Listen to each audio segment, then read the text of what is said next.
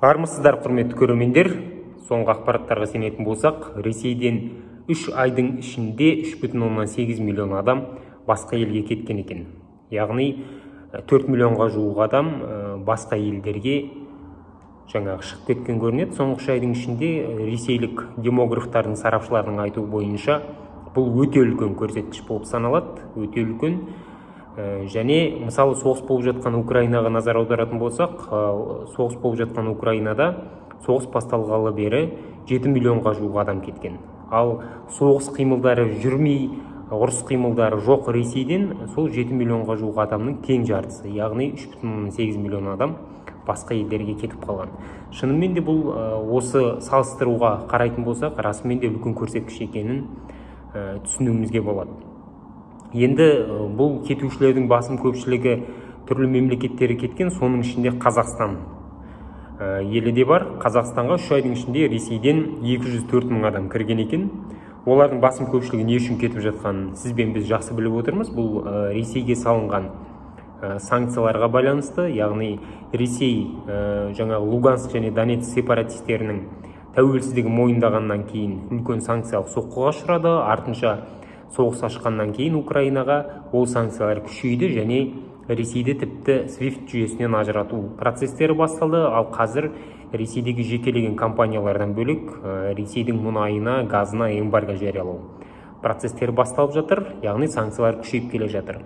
Соңғы 8 жылдың ішінде 2014 жылдан бастап Ресей агрессиясын тоқтатуға байланысты батыс тарапынан Ресейге салынған санкциялар әлемде ең көп салынған санкциялардың қатарына қосылды. Яғни Ресей қазір санкция салыну жағынан Солтүстік Кореяны да, Иранды да, Венесуэланы да, Белоруссияны да қоса алғанда асып кетті. Ресейге салынған санкциялардың саны 10 мыңнан асады дейді.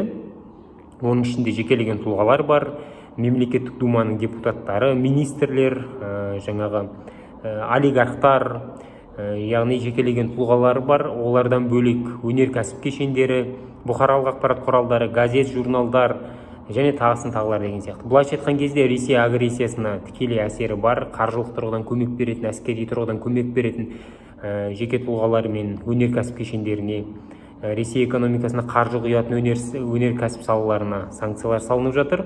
Және Ресейдің әскери агрессиясын, Ресейдің идеологиялық пропагандасын сыртқа жарнамалайтын бұқаралық ақпарат құралдарына да санкциялар салынып жатыр.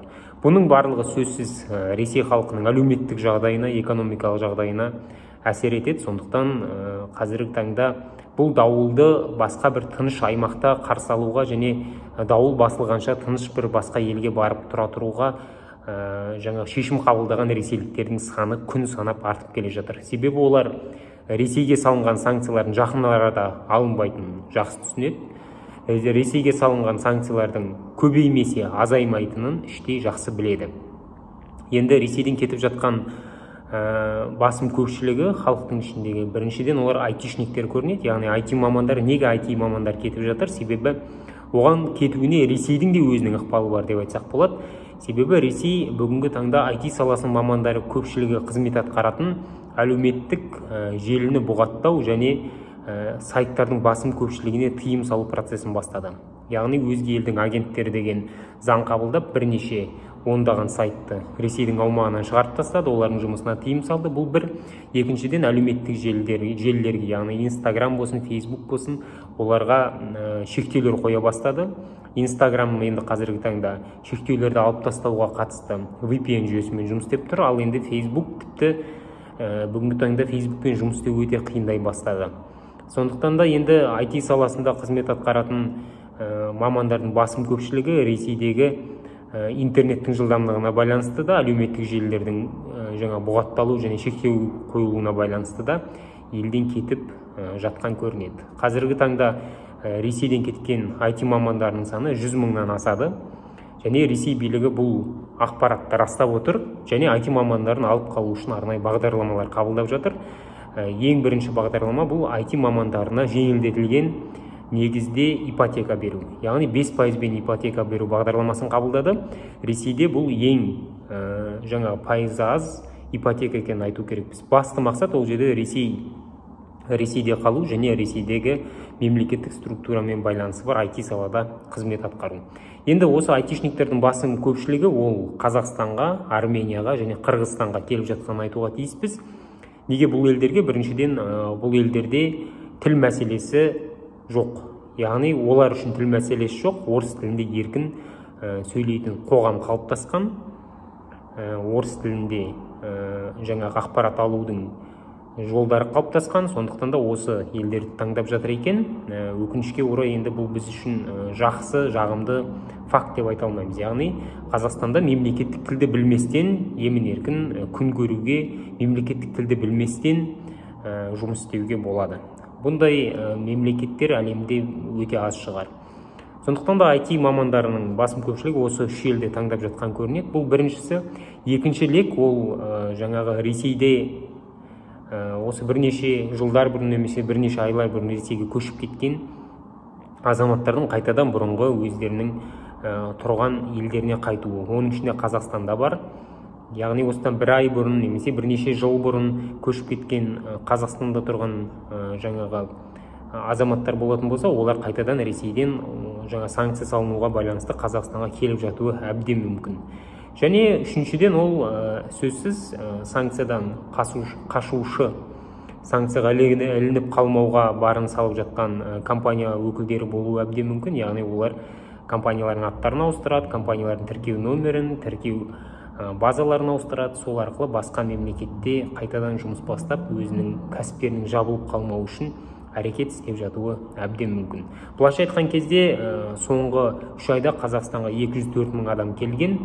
Бұл әрине біздің қоғам тарапынан бірнеше сұрақтарды тудырып отыр. Себебі қоғам өзінің ұлттық мүддесіне, қоғам өзінің мемлекеттік мүддесіне алаңдаушылық білдіреді, ұлттық мемлекеттік мүддесін қорғауды қалайды және билікке әділетті сұрақтар қойып отыр. Біріншіден, келгендердің басым көпшілігі Қазақстанда тұрақтап қалды ма? Бұл бірі. Екіншіден, келгендердің этникалық составы, яғни этникалық құрамы қандай? Келгендердің ішінде қазақтар көп па, келгендердің ішінде орыстар көп па, украиндар көп па, немесе басқа ұлттар көп па деген сынды сұрақтар, әділетті сұрақтар туындап жатыр. Және үшіншіден, бұл жерде миграция қызметкерлеріне де нақты сұрақтар, тіпті талаптар деп айтайық, күшейді. Ол азаматтық беру мәселесі. Яғни келген азаматтарға, ресейлік азаматтарға азаматтық берілмесін деген қоғам тарапынан осындай бір ұсыныстар, талаптар айтылуда. Ал енді азаматтыққа келетін болсақ, өздеріңіз білесіздер, Қазақстанда кез келген құқықтық мемлекет сияқты азаматтық алудың арнайы заңдық жобалары бар. Ол ең біріншісі, Қазақстанда тұрақты негізде үзіліссіз 5 жыл Қазақстан жерінде тұру керек. Яғни Қазақстан азаматын алу үшін осындай бір жаңағы талабы бар. Содан кейін барып азаматтық алуға өтініш беруге болады. Бірақ енді бұл жерде жеңілдетілген азаматтық деген мәселе де бар. Ол ең бірінші біздің сыртымыздағы Қазақстаннан тыс басқа мемлекеттерде тұратын қандастарымызға қатысты қабылданған, яғни қандастарымыз жеңілдетілген негізде азаматтық ала алады. Бұл бірінші. Екіншіден, Қазақстанға көшіп келіп азаматтық алуды ойламайтын, бірақ Қазақстанның жоғарғы оқу орындарында білім алып жатқан, өзге елде тұратын біздің қандас жаңағы білім алушы студенттерге арналған осындай бір жеңілдетілген азаматтық түрлері бар. Бірақ осы екі пункттен бөлек тағы да бір жеңілдетілген азаматтық алу мәселесі бар. Ол қандай? Ол егерде Қазақстанның жаңағы азаматына тұрмысқа шыққан немесе үйленген жан болатын болса, яғни осы арқылы азаматтық алуға болады жеңілдетілген негізде. Және 1991 жылы кеңестер үкіметі ыдырады. Сол кезеңдерде азаматтық алуға қатысты мемлекет аралық посткеңестік мемлекеттердің ішінде мемлекет аралық келісімдер жасай басталды. Бүгін таңда енді ақпарат көздеріне сүйенетін болсақ, Қазақстан 3 мемлекетпен жеңілдетілген азаматтық алу және жеңілдетілген азаматтық беру процестері бойынша келісім жасаған. Ол Ресей, ол Белоруссия және ол Қырғызстан. Яғни Ресеймен қандай негізде азаматтық алу мәселесі жеңілдетілген негізде қарастырылуы мүмкін. Осыны біз жіті қарастыруға тиіспіз, себебі келушілердің қазіргі таңда басым көпшілігі осы Ресейден болып отыр. Біріншісі, ол 1957 жылғы 29 қарашадағы жаңағы тұрмысқа шыққан әйелдің азаматтық алу конвенциясы деген осындай бір конвенция бар. Осы конвенция бойынша азаматтық беру мәселесі. Яғни тұрмысқа шыққан әйел Қазақстанның мысалы азаматына тұрмысқа шығатын болса, ресейлік әйел ендеше Қазақстанның азаматтығын жеңілдетілген негізде алуға рұқсат етеді. Бұл тек қана ресейлік емес, жалпы әлемдік тәжірибеде бар және 1957 жылы қалыптасқан халықаралық конвенцияның негізінде. Бұл бір. Екіншісі енді Қазақстан мен Ресейдің арасындағы келісім, яғни 1999 жылы 26 ақпанда Қазақстан мен Ресейдің арасында жеңілдетілген азаматтық алу және азаматтық беру мәселесі бойынша келісім жасалған. Осы бойынша да азаматтықты алуға болады, азаматтықты беруге болады. Бұл жердегі басты талап, мысалы Ресейдің азаматы Қазақстанда бір жақын туысы болатын болса, Қазақстанның азаматы ретінде тіркелген, ол баласы болуы мүмкін, ол немересі, ол атасы, әжесі, ол жаңа жұбайы болуы мүмкін. Осы арқылы Қазақстаннан жеңілдетілген азаматтықты алуға болады. Сондықтан да енді азаматтық алуға қатысты осындай ақпараттарды білуге тиіспіз. Ресей мен жаңа келіп жатқан азаматтарға қатысты енді бұл жерде миграция қызметкерлерінің құлағына алтын сырға, ешқандай да заң талаптары бұзылмауға тиіс. Біздің қоғам және біздің халық алаңдайтындай негіз бар деп өз басым ойлаймын. Себебі жаңа Ресейден келіп жатқан халықтың басым көпшілігі елімізде бір қатар мәселелерді жандандырып жіберуі мүмкін. Ең біріншісі бұл пәтер ақысының өсуі. Себебі келіп жатқандардың басым көпшілігі қалалық аймақтарға келіп жатыр. Ал қалалық аймақтарда өздеріңіз білесіздер, пәтер құны жаңағы арзан емес. Ал келушілердің саны артқан сайын сұраныс артады. Сұраныс артса, ендеше пәтердің ақысы да көтерілетіні айдан анық. Сондықтан да енді жаңа қаладағы жаңа үйсіз жүрген жастарға, қаладағы баспанасы жоқ халықтың басым көпшілігіне бұл тағы да бір мәселені туындату әбден мүмкін. Бұл бірінші. Екіншіден тілдік мәселе. Бізде мемлекеттік тіл 30 жылдың ішінде өзінің тұғырына қонған жоқ. Ал орыс тілінде сөйлейтін азаматтардың санының артуы бұл мәселені тіпті одан сайын ушықтырып, күрделендіріп жіберуі әбден мүмкін. Және үшіншісі, бұл мемлекеттік және ұлттық қауіпсіздік мәселесі тұрғысынан алып қараған кезде, ол қандай да бір сепаратистік көзқарастардың туындауы, сепаратистік лозунгтар мен ұрандардың қоғамда пайда болуына жол беруі мүмкін деген қауіп-қатердің жаңағы сұрақтың біраз қоғам мүшелерінің көкейінде тұрғаны анық. Сондықтан да бұның барлығын қандай да бір жаңағы ескерту ретінде емес, бұның барлығын отанына деген жанашырлық, отанына деген жаңағы алаңдаушылық ретінде қабылдауға тиіс деп ойлаймын. Себебі біздің жаңа қоғам өкілдері осындай бір алаңдаушылығын білдіру арқылы отанын түрлі қауіп-қатерден қорғағысы келеді, түрлі қауіп-қатердің алдын алғысы келеді.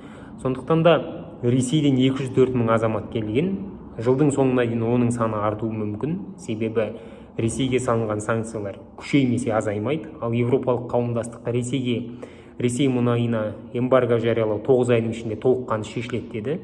Ал Ресей мұнайы Ресей бюджетінің 30%-ын құрайтынын есепке алатын болсақ, ендеше әлеуметтік жағдай тағы да нашарлай түседі. Ал әлеуметтік жағдай тағы да нашарлайтын болса, ендеше басқа аймаққа, басқа елге кетуші ресейліктердің саны артады.